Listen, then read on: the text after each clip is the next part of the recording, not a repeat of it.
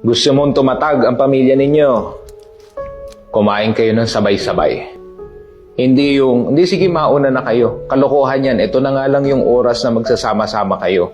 Hindi nyo pa magawa. Kapag andyan ang pamilya sa hapagkainan, no exceptions, dapat sama-sama kayo.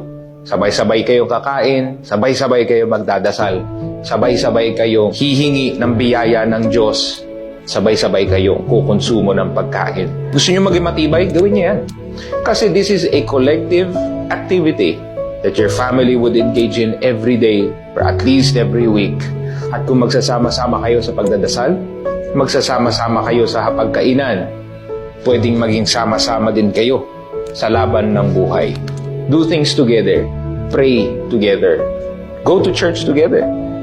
At make sure kahit busy ka katulad ko, kung ikaw ay negosyante, na nabibigyan mo pa rin ng oras ang pamilya mo. Dahil ang buhay hindi lamang tungkol sa pera, hindi lamang tungkol sa pagse-cellphone, o kayo nasa hapagkainan kayo, panay cellphone kayo. Mag-uusap kayo.